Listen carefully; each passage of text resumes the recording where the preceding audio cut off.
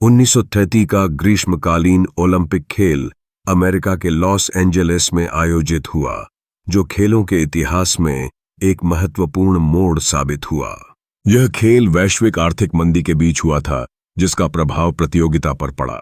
फिर भी Los Angeles ने अपनी मेजबानी का जिम्मा उठाया और इसे सफल बनाने के लिए नई तकनीकों और सुविधाओं का परिचय दिया। इस ओलंपिक में कुल 46 देशों ने भाग लिया और 1286 एथलीटों ने इसमें हिस्सा लिया। यह खेल प्रतियोगिताओं की संख्या, प्रतिभागियों और देशों की विविधता के मामले में अत्यधिक प्रभावी था। खेलों में नई खेल विधाओं का शामिल होना, जैसे कि बास्केटबॉल, ने दर्शकों और एथलीटों के लिए एक नया अनुभव प्रस्तुत किया। लॉस एंजेलिस ओलंपिक खेलों का मुख्य आकर्षण स्वर्ण पदक के लिए प्रतिस्पर्धा करने वाले एथलीट थे। प्रमुख प्रतियोगिताओं में ट्रैक और फील्ड, तैराकी और जिम्नास्टिक शामिल थीं।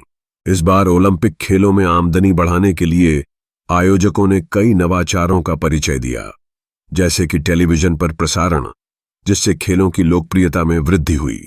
इसके अलावा 1932 ओलंपिक के दौरान महाभियोग की पृष्ठभूमि में कई कार्यक्रमों में तनाव और राजनीति का भी प्रभाव देखा गया। खेलों के माध्यम से देशों के बीच प्रतिस्पर्धा ने न केवल एथलीटों को बल्कि आम लोगों को भी प्रेरित किया। इस ओलंपिक ने खेलों के क्षेत्र में सामूहिकता, प्रतिस्पर्धा और अंतर्राष्ट्रीय सहयोग का एक नया मानक स्थापित किया। इस खेल के अंतर्गत कई अद्वितीय घटनाएं भी देखने को मिलीं, जैसे कि एक कमरे में एथलीटों का स्थान और प्रतिस्पर्धाओं की मेजबानी की आधुनिक सुविधाएं। यह ओलंपिक खेलों का इतिहास में एक उन्नति का प्रतीक बना और लॉस एंजेलिस ने खेलों के आयोजन में एक नया मानक स्थापित किया। इसके परिणाम स्वरूप 1932 के ग्रीष्मकालीन ओलंपिक खेलों ने खेलों के आयोजन की दिशा में कई सुधारों की सिफारिश की और इसे आगे बढ़ाया।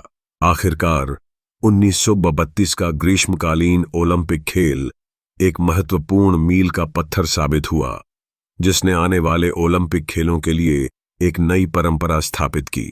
यह ओलंपिक न केवल खेलों का आयोजन बल्कि सामाजिक और राजनीतिक पहलुओं के लिए भी महत्वपूर्ण था, जिसने विश्व को एकता और एकजुटता का संदेश दिया।